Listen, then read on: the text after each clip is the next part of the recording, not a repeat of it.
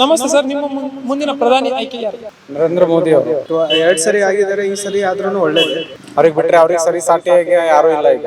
ಅವರ ಒಂದು ಕಾಲಾವಧಿಯಲ್ಲಿ ಆದಂತಹ ಡೆವಲಪ್ಮೆಂಟ್ಸ್ ನನ್ಗೆ ಅವ್ರು ಮಾಡಿರೋ ಕೆಲಸ ಅಂತಂದ್ರೆ 371J ಜಮ್ಮು ಕಾಶ್ಮೀರದಿಂದ ಇದು ರಿಮೂವ್ ಮಾಡಿದ್ರು. Demonetisation that is a very big step. ಈಗ ರಾಹುಲ್ ಗಾಂಧಿ ಅವ್ರಿಗೊಂದು ಅವಕಾಶ ಕೊಡಬಹುದು ಅಂತ ಅನ್ಸುತ್ತಾ? ರಾಹುಲ್ ಗಾಂಧಿ ಕಂಪೇರ್ ಮಾಡಿದ್ರೆ ಬೇರೆಯವರು ಚೆನ್ನಾಗಿದ್ದಾರೆ ರಾಜಕೀಯದಲ್ಲಿ. ಕಾಂಗ್ರೆಸ್ ಅಲ್ಲಿ ಬೇರೆ ದಿಗ್ಗಜರು ಇದ್ದಾರೆ, ಅನುಭವ ಇರೋರಾದ್ರೆ ಚೆನ್ನಾಗಿರುತ್ತೆ. BJP is my priority, like ಬಂದ್ರೆ ಅವ್ರು ಬರ್ಬೇಕು ಅಂತ. ಅದ್ರಲ್ಲಿ ಯಾರಾದ್ರೂ ಪರವಾಗಿಲ್ಲ.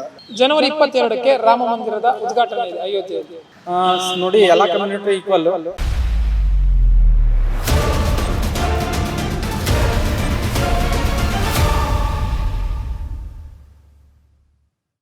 ನಮಸ್ತೆ ಸರ್, ನಿಮ್ಮ ಮುಂದಿನ ಪ್ರಧಾನಿ ಆಯ್ಕೆ ಯಾರು?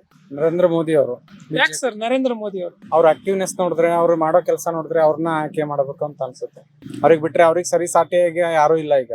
ಹಾಗಿದ್ರೆ ನರೇಂದ್ರ ಮೋದಿ ಅವರಂತೂ ಫಿಕ್ಸ್ ಆಗ್ಬಿಟ್ಟಿದ್ರ. ಈಗ 2 ಅವಧಿಗೆ ನರೇಂದ್ರ ಮೋದಿ ಅವರು ಪ್ರಧಾನಿ ಆಗಿದ್ರು.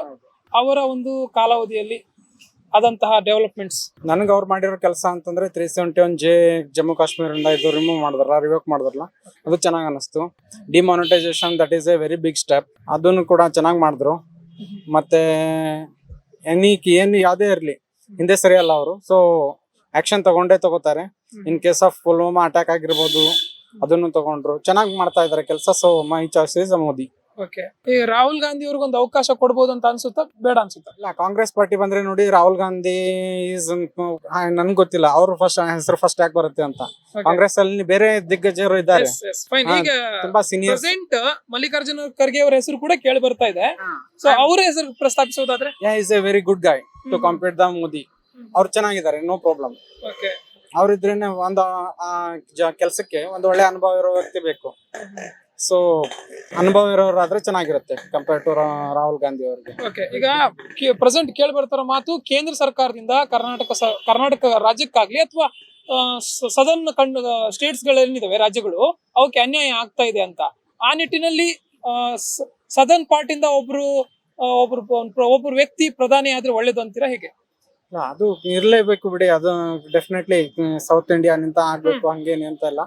ಬಟ್ ನಮ್ದೇನಿದೆ ನೆಸೆಸಿಟಿ, ಅದು ಕಂಪ್ಲೀಟ್ ಮಾಡಿದ್ರೆ ನಮಗೇನ್ ಸಮಸ್ಯೆ ಇಲ್ಲ. ಓಕೆ, ಆತರ ಏನು ದಕ್ಷಿಣ ಭಾರತದಿಂದ ಯಾರು ಆಗ್ಲಿ ಆತರದ್ದೇನು ಇಲ್ಲ ಆಗಿದೆ? ಹಂಗೇನಿಲ್ಲ. ನಿಮ್ ಪ್ರಕಾರ ಪ್ರಧಾನಮಂತ್ರಿ ಯಾರಾಗಿ ಸರ್? ನರೇಂದ್ರ ಮೋದಿನೇ, ಬಟ್ ಅದ್ರ ಬಗ್ಗೆ ಜಾಸ್ತಿ ಗೊತ್ತಿಲ್ಲ. ನಿಮ್ ನರೇಂದ್ರ ಮೋದಿ ಅವರು? ಹೌದು, 2 ಸರಿ ಆಗಿದ್ದಾರೆ, ಈ ಸರಿ ಆದ್ರೂ ಒಳ್ಳೇದೇ.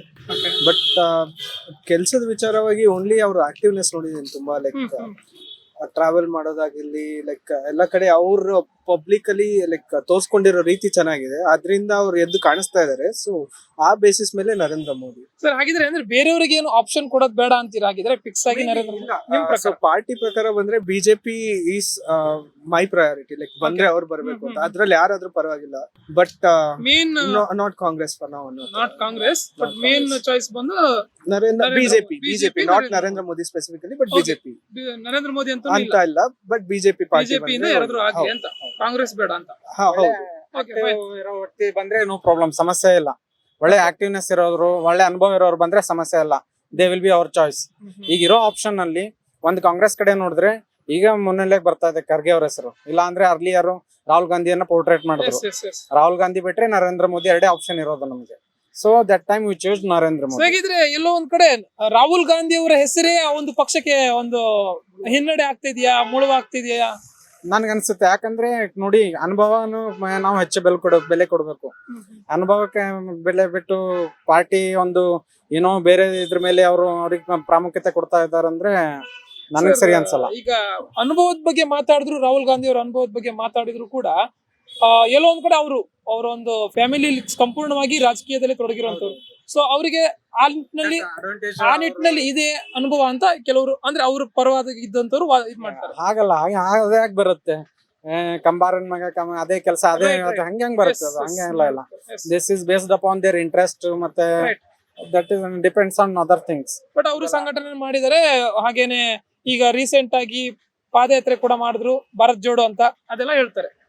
ಅದು ಮಾಡಿದ್ದಾರೆ. ನನ್ಗನ್ಸುತ್ತೆ ಬೇರೆ ಆಪ್ಷನ್ ಕೂಡ ಇದ್ರೆ ಚೆನ್ನಾಗಿರುತ್ತೆ, ಇಲ್ಲ ಅಂತಲ್ಲ. ಬಟ್ ರಾಹುಲ್ ಗಾಂಧಿ ಕಂಪೇರ್ ಮಾಡಿದ್ರೆ ಬೇರೆಯವರು ಚೆನ್ನಾಗಿದ್ದಾರೆ ರಾಜಕೀಯದಲ್ಲಿ. ಅವ್ರು ಏನಾದ್ರು ಆಪ್ಷನ್ ಹಾಕೊಟ್ರೆ ನಾವು ಚೂಸ್ ಮಾಡ್ಬೋದು. ಸೊ ಡೈರೆಕ್ಟ್ಲಿ ಅವರಿಗೆ ಅಂದ್ರೆ ಪ್ರಧಾನಿ ಆಗುವಂತ ಯಾವುದೇ ಲಕ್ಷಣ ಇಲ್ಲ ಅಂತ ನಿಮ್ ಪ್ರಕಾರ? ನನ್ ಪರ್ಸನಲ್ ಹೇಳ್ಬೇಕಂದ್ರೆ ಅನುಭವ ಇರೋರು ಬಂದ್ರೆ ಚೆನ್ನಾಗಿರುತ್ತೆ ಅಂತ ರೈಟ್ ರೈಟ್ ಫೈನ್. ಹಾಗಿದ್ರೆ ಸರ್, ಈಗ ನರೇಂದ್ರ ಮೋದಿ ಅವರು ಇನ್ನೇನು ಅಂದ್ರೆ 10ನೇ ವರ್ಷ ಕಂಪ್ಲೀಟ್ ಆಗ್ತಾ ಬಂತವ್ರದ್ದು.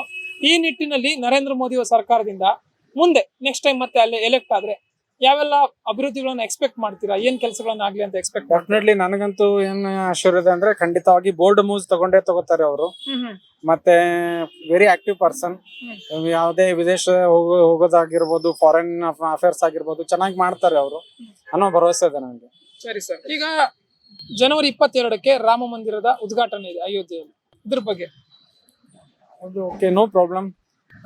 ನೋಡಿ, ಎಲ್ಲಾ ಕಮ್ಯುನಿಟಿ ಈಕ್ವಲ್. ಒಂದು ಕಮ್ಯುನಿಟಿಗೆ ಅದು ಬೇಕಾಗಿದೆ ಅಂದ್ರೆ ಬೇಕೇ ಬೇಕು. ಸೊ ನನ್ಗೆ ಧರ್ಮದ ವಿಚಾರಲ್ಲಿ ಅಷ್ಟೇನು ಐಡಿಯಾ ಇಲ್ಲ. And I don't want to talk about religions. ಅದು okay, no problem. Ram Mandir ಒಳ್ಳೆ ವಿಚಾರ. ಆದ್ರೂ ಕೂಡ ಸರ್, ಇದನ್ನ ಚುನಾವಣೆ ವರ್ಷ, ಅದನ್ನು ಚುನಾವಣೆ ಕೆಲವೇ ತಿಂಗಳು ಇರ್ಬೇಕಿದ್ರೆ ಓಪನಿಂಗ್ ಮಾಡ್ತಾ ಇರೋದು ಮತಗಳನ್ನ ಸೆಳೆಯುವ ತಂತ್ರ, ವೋಟ್ ಬ್ಯಾಂಕಿಂಗ್ ಅಂತ ಹೇಳ್ತಾರೆ. ನನ್ಗೆ ಇದ್ರ ಬಗ್ಗೆ ಏನ್ ಐಡಿಯಾ ಇಲ್ಲ. ಓಕೆ, ಅಂದ್ರೆ ನಿಮ್ಗೆ ಹಾಗೆ ಅನ್ಸುತ್ತಾ ಎಲ್ಲೋ ಒಂದ್ ಕಡೆ? ನೋಡಿ, ಅದು ಕಾಕತಾಳೇನೋ ಇರ್ಬೋದು. ಅದು ಬಂದ್ರೆ ನಾನು ಜಡ್ಜ್ ಮಾಡ್ತೀನಿ ಅಂದ್ರೆ ನನಗೆ ಅದೊಂದು ಹಿನ್ನೆಲೆ ಗೊತ್ತಿರ್ಬೇಕು. ನಾನು ಸುಮ್ನೆ ಗಾಳಿ ಮೇಲೆ ಜಡ್ಜ್ ಮಾಡ್ತೀನಿ ಅಂದ್ರೆ ಅದೆಲ್ಲ ಸರಿಯಲ್ಲ. ಜಡ್ಜ್ಮೆಂಟ್ ಮಾಡಬಾರ್ದು ಅಂತ. Okay fine. ಹಾಗಿದ್ರೆ ಈಗ ಒಟ್ಟಾರೆಯಾಗಿ ಗಮನಿಸಿದ ನಂತರ ಈಗ ದೇಶದಲ್ಲಿ ಅಥವಾ ರಾಜ್ಯದಲ್ಲಿ ಆಗ್ಬೇಕಾದಂತಹ ಪ್ರಮುಖ ಬದಲಾವಣೆಗಳಾಗಿರ್ಬೋದು ಅಥವಾ ಅಭಿವೃದ್ಧಿ ಕೆಲಸಗಳಾಗಿರ್ಬೋದು ಯಾವ್ದು ಸರ್? ಒಂದು ಟ್ರಾನ್ಸ್ಪೋರ್ಟೇಶನ್ ಚೆನ್ನಾಗಿ ಮಾಡ್ಬೇಕು. ಯಾವ್ದೇ ಆಗಿರ್ಲಿ, ಅದು ರೋಡ್ ಆಗಿರ್ಲಿ, ಟ್ರೈನ್ ಆಗಿರ್ಲಿ, ಮತ್ತೆ ಫ್ಲೈಟ್ ಆಗಿರ್ಲಿ. ಟ್ರಾನ್ಸ್ಪೋರ್ಟೇಶನ್ ಅದು ಮೊದಲು ಮುಖ್ಯವಾಗಿ ಅದು ಸರಿಯಾಗಿ ಮಾಡಿದ್ರೆ ನನ್ಗನ್ಸುತ್ತೆ ಉಳಿದಿದ್ದೆಲ್ಲ ಸರಿಯಾಗಿ ಆಗುತ್ತೆ ಅಂತ. ಫೈನಲಿ, ಒಂದು ಚುನಾವಣೆ ಹತ್ತಿರದಲ್ಲಿರುವಂತ ದೃಷ್ಟಿಯಲ್ಲಿ ಇನ್ನೇನು ಕೆಲವೇ ತಿಂಗಳಲ್ಲಿ ಲೋಕಸಭಾ ಚುನಾವಣೆ.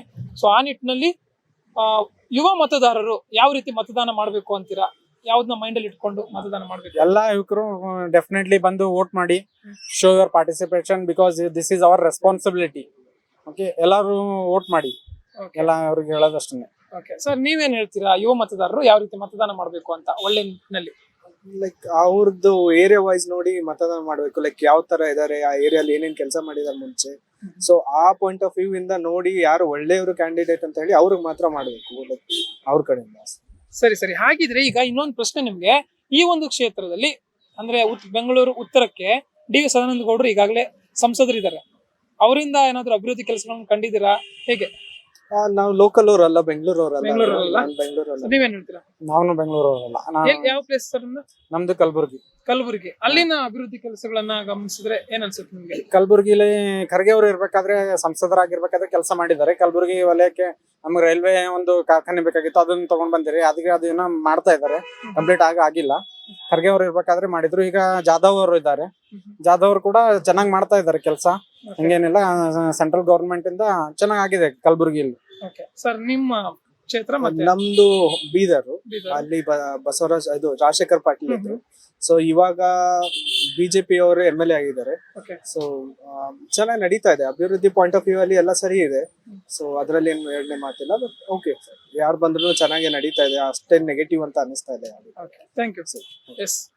ಎಸ್ ವೀಕ್ಷಕರೇ, ಇದು ಇಲ್ಲಿನ ಯುವ ಮತದಾರರ ಒಂದು ನೇರವಾದ ಮಾತು ಚುನಾವಣೆ ಬಗ್ಗೆ, ಹಾಗೇನೆ ಮುಂದಿನ ಪ್ರಧಾನಿ ಯಾರಾಗಬೇಕು ಅನ್ನೋದ್ರ ಬಗ್ಗೆ.